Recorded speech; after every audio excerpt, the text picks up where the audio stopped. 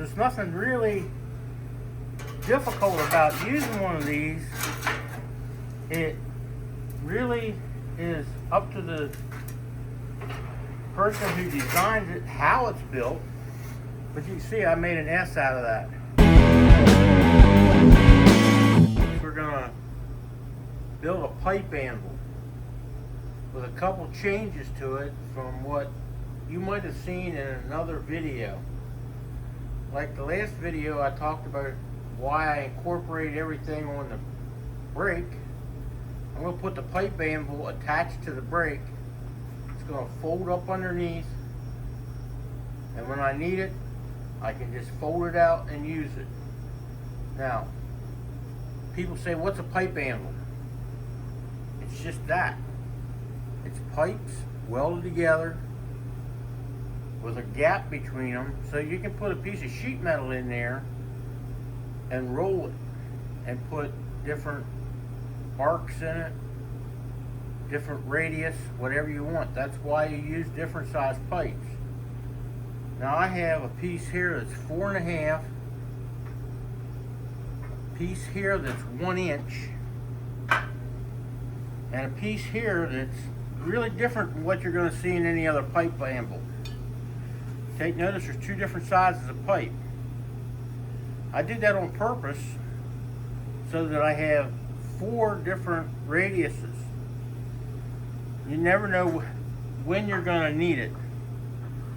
All I did was take aluminum flashing and wrap this pipe and get it as tight as I could, slid it in there to center it inside the bigger pipe. Then I welded it, ground it off. Now all this pipe is just scraps of stuff I had laying around here from other projects. I probably would have never used it for anything else. It was all rusty, corroded up. I took a wire wheel on a grinder, cleaned off the majority of the rust, and then I got my little sander here with a 50 grit disc on it and went over the whole thing, everything. Then after that I got my DA with 80 grit, which basically just takes out the rough edges from that. This does not have to be perfectly smooth. It's not like you're pounding on it where you're going to imprint imperfections from it on your piece of sheet metal you're working with. Now, in order to get sheet metal in there, you have to have a space between it. Simple, that's a 3/4 washer, just a 3/4 flat washer. And I'm going to put it in here like this, and then take a pair of vice grips and clamp it tight. Now, the other end, you don't want to pull it in that tight or you lose this gap here. So we use 2 of them. And it gives you a nice gap from one end to the other. Now this gap is a lot wider than this one. That doesn't make any difference. You're still going to be able to bend this radius and this radius, or you can stick your metal down in here either place and go this way over the big pipe. You don't have to build a frame to hold all this together. If you weld these washers in here and do them right, I mean, you got to lay a good solid hot bead on there so that you melt all 3 pieces together. Now once you do that, this is 1 unit. All 3 pipes will be together, be 1 unit. Now I'm going to go ahead and clamp this up, weld that together, and then we'll move on to how I'm going to install it on the brake.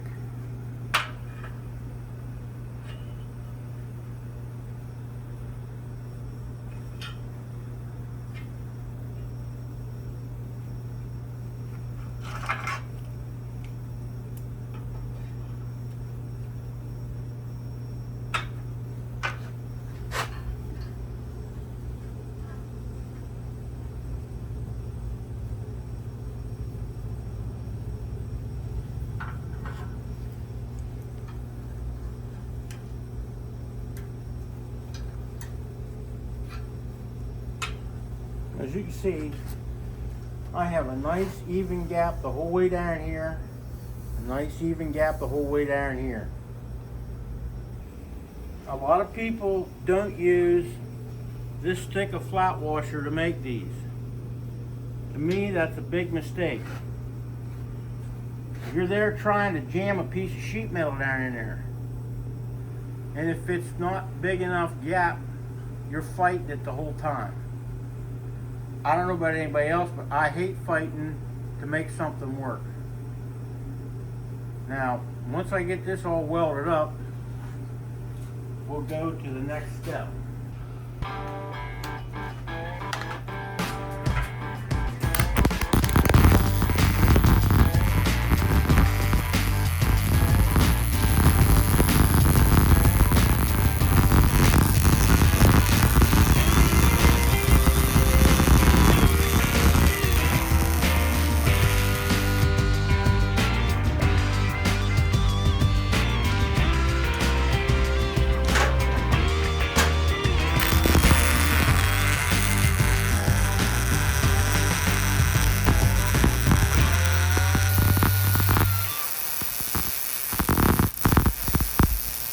Once you weld the washers in, you want to weld down the end so that you bind it all together.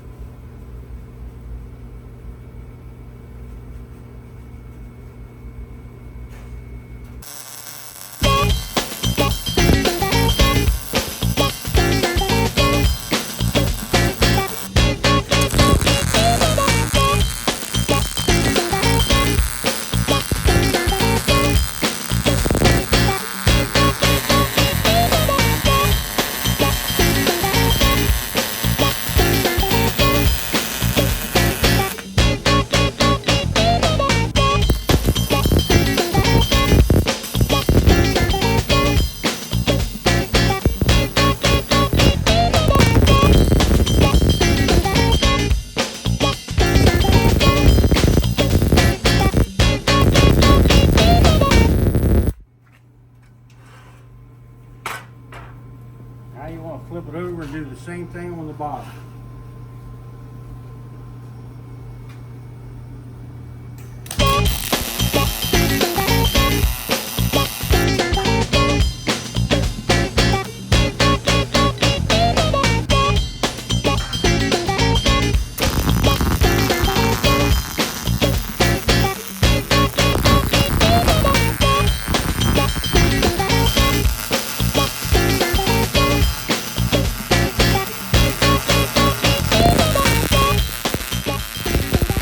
As you can see, it's one solid unit now. It's not coming apart. You can drop it on the floor, beat it around, do all you want to it, and it's not going anywhere. My idea is to mount it to the back side of this post, and when I'm using it, it's going to swing out from here and stick out this way. When I'm not using it, which right at the moment I don't need it, but I'm getting ready to build a transmission hump, driveline tubes, that sort of thing, it's great for that. It's going to fold back out of the way. So in order to do that, you got to have a hinge point, something that's not gonna fall off. What I have here is a piece of scrap 3-inch C-channel. It's nothing out of the ordinary. Now I'm going to stick it right there like that, weld it across here, flip it over, weld it across the bottom. Now I got to make sure that I got this halfway straight. It doesn't have to be perfect. This is not going to be to make anything that you can't do at home. Trust me, if I can do it, you can do it. It's not difficult. You just have to think it through from start to finish. You can't just haphazardly start welding stuff together without having given it some forethought.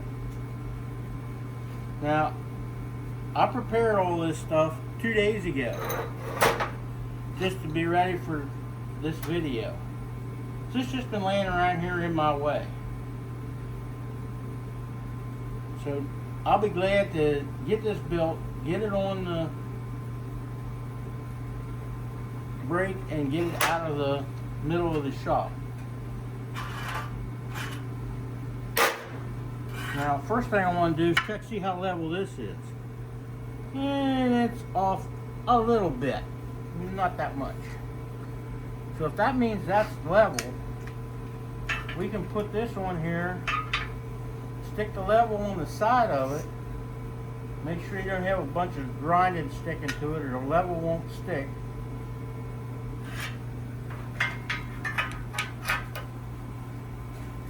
Put it on here where you want it, and then I'm going to tack it. And then once I tack it, I'll be still able to move it a little bit, hopefully without breaking the tack.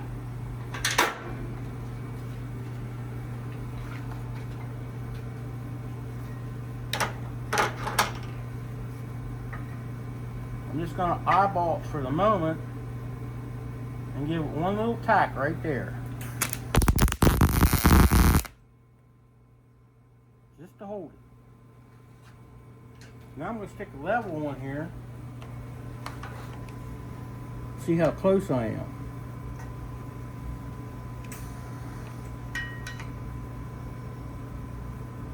Not very. Hopefully without breaking the tack. Like that. Okay, we got our first malfunction here. If you look, that tack is sticking out there just a little bit. That's just enough to throw everything out of whack when you go to put it together. It's just an air grinder.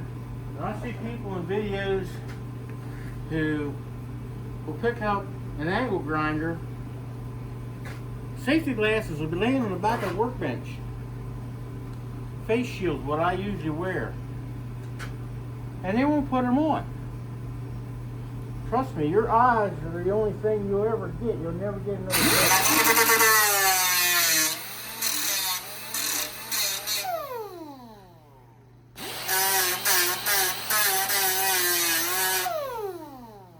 You can see that 50 grit paper on there. Cuts it down pretty fast. It's not going to take you that long to do it. If you don't do it, you're not going to get a nice fit.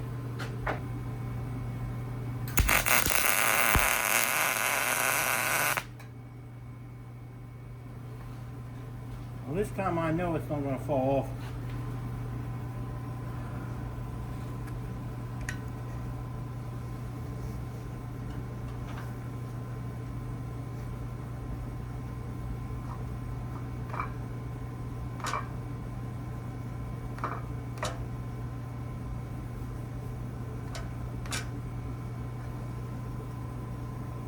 I'd say that's pretty close now.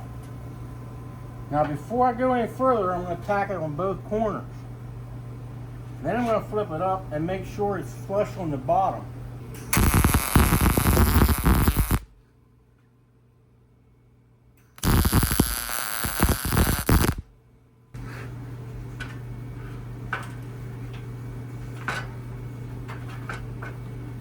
As you can see, it's nice and flush here. So while I got it flipped over, I'm going to weld the bottom on.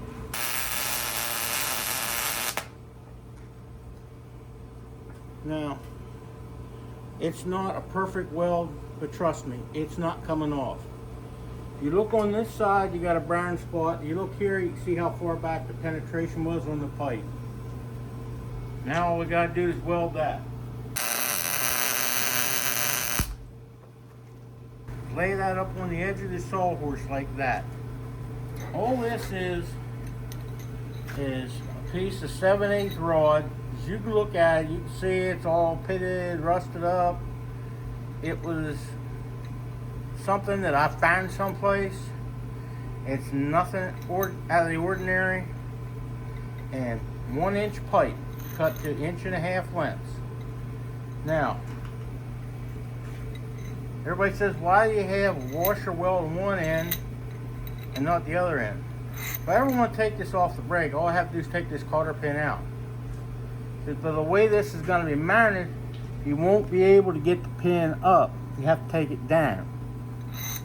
Now this is not really difficult, but the one you want to weld to this is the one that's going to hold the weight. This is going to hold the weight. So then this one will get welded to the brake. This one will get welded to the channel iron. This one will be welded to the brake. And these will all fit tight together so that it can swivel, just like a gate hinge. Right like that. Now, I know I got that much there, so I'll put this one here. I've never seen anybody do this before, but not everybody has the constraint that I do on space. If you have a small garage, you can turn out big projects, but you gotta have room to do things. I want to keep this right about like that, and I want this one down just all but touching it, like that.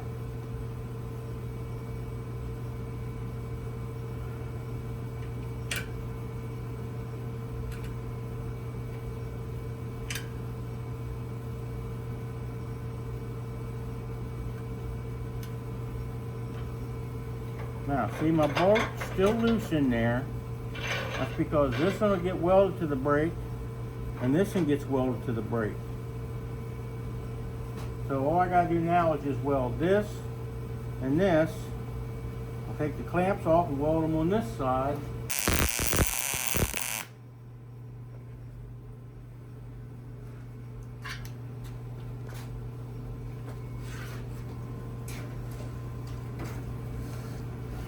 Well, that's that part made. That's easy.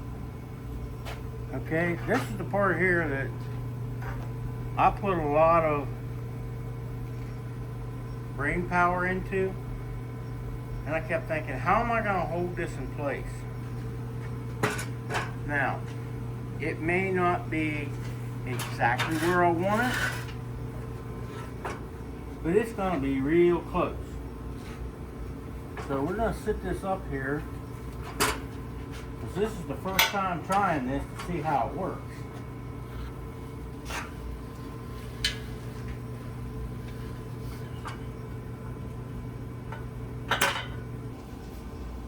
As you can see, that's not too bad.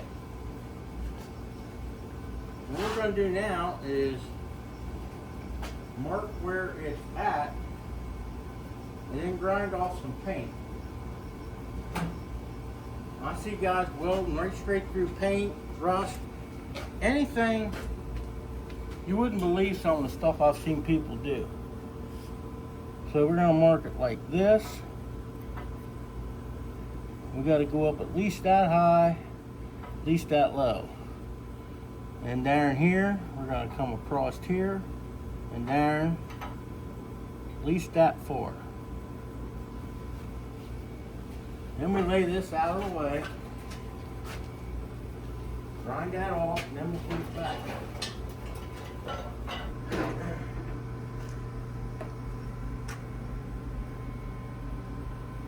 After I get this all mounted up, I'll take the grinder and dress up some of those welds. If I don't do it, when I go to use it, every time I'm going to say, I got to grind them welds. So if I don't do it, I'll be paying for it.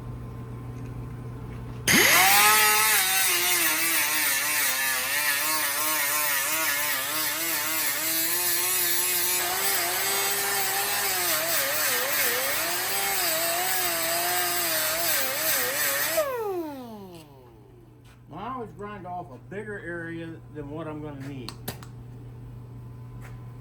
Main reason being, that way I don't have to be too particular on how I put this on there. That's with anything. If you take and make everything, you grind it exactly to where you need it. If evidently every time you're going to go back and pick up the grinder and do it again.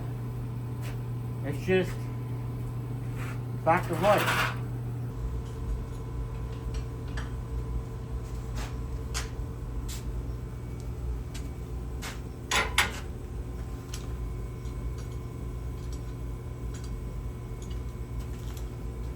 You can do this with a pair of big vice grips if you have them.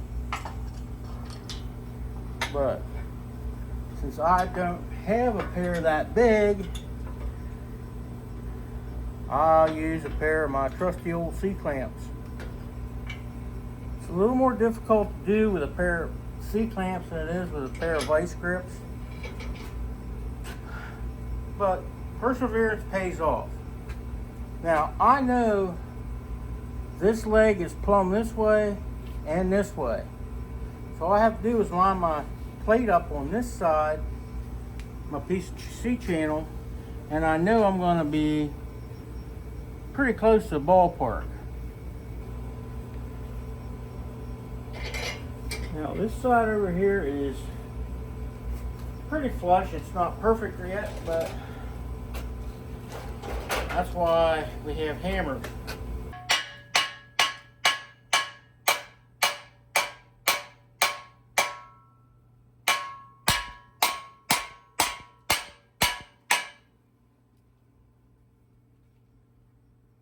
Pretty close now.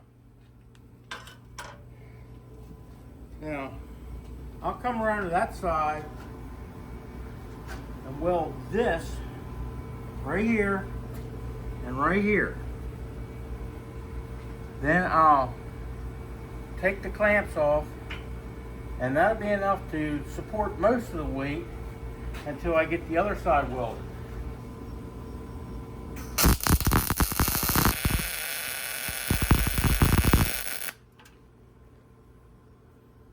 That's not the whole way down, but I can't get to it for the clamp. So we're going to take the clamps off. Make sure it's going to swing at that.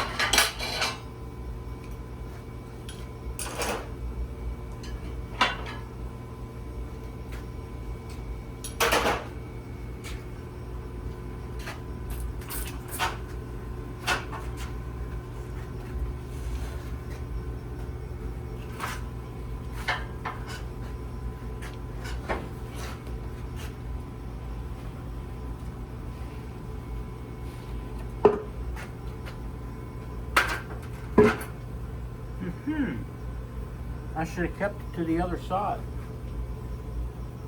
We can fix that though. We finish welding those pipes onto the brake before we do changing anything.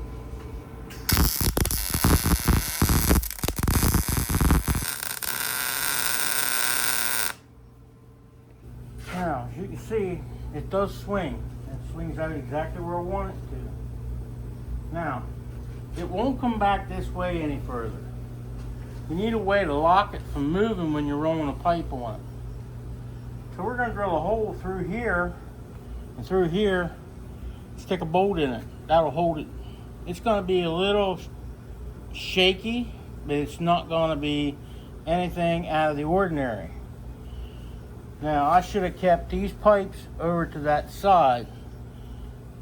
If you look and see, it's going to hit that pipe before it folds the whole way back. That's a wasted piece of pipe anyhow. It's not doing anything structurally. It's not doing anything as far as the bending. So it's an easy fix.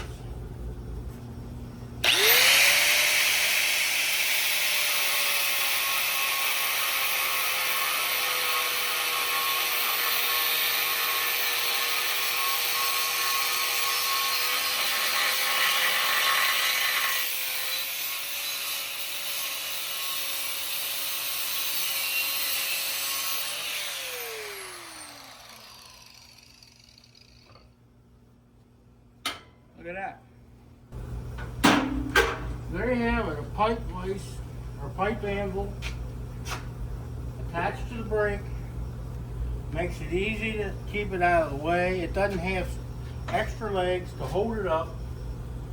It's simple, but it's indispensable when it comes to making a curved piece of sheet metal like a transmission hump or a transmission tunnel. You could probably roll a fender on this if you wanted to. Now everybody says, I've had people ask me before, doesn't it have to be super long? It could be, but as you can see, to make it work on here, I only have about 2-inch clearance. Now I have 39 inches of working space. I know that going in what I have. I don't think I've ever tried to bend a piece of sheet metal over about 2 feet long. And I have 4 different size pipes to roll it on. So, like I said, it's a relatively simple thing. It's indispensable when it comes to working on stuff like I am. The old truck. Next video we'll get back into doing more of what I'm doing to it. But this is something I thought would make a nice, easy video showing you what I was going to build. Because to me it's easier to show somebody than it is to explain it. Now once it's been used a while, I'll let you know how I like it. Now, once I grind this all up, get everything smoothed up the way I want it, I'll put a coat of WD-40 on it. I built this brake 3 years ago and coated it with WD-40. Now it needs cleaned up right now. I'll take a DA sander and sand it off and coat it with WD-40 again. Because we're in south central Pennsylvania, we have a lot of humidity here, year round. We don't have a whole lot today because it's only in the mid-30s here. Luckily we're not further north where they just got 2 feet of snow up around Erie. If you have any questions on it, how I came up with the numbers to figure out where to put it, how to put it on, you know, leave a comment. I'll get back to you and I'll comment right back to you, let you know. But I hope everybody enjoyed this. It's a simple device, but it's a labor saver and a time saver when you need it. It's not anything you can't build at home. You can use any size pipe you want. You just have to have at least 3 to make it feasible, to make it work. And oh, by the way, Gene Winfield gets the credit for pipe anvil. To the best of my knowledge, he's the one that came up with the idea of welding a piece of pipe on here with a spacer to be able to curve sheet metal. Biggest thing you gotta remember though is make sure you got a gap the whole length of it before you weld it. Because if you look, I have a nice gap the whole way down here, the whole way down here. If you don't, it's useless. You can't get your sheet metal in there to twist it. Just hang on a minute, I'll get a piece to show you exactly how you bend something on it. This is a piece of scrap 18 gauge that was just cut out with the plasma cutter. Still got all the slag and stuff on it. I haven't chipped it off. If you look, it goes right in there. Now, I can go like this, okay? And I can wrap that the whole way around. I can go like this. Afterwards, you pull it out, you just made a compound curve. So it's nothing really difficult about using one of these. It really is up to the person who designs it, how it's built. But you can see I made an S out of that. So it's really something that I think I'll use a lot in the future.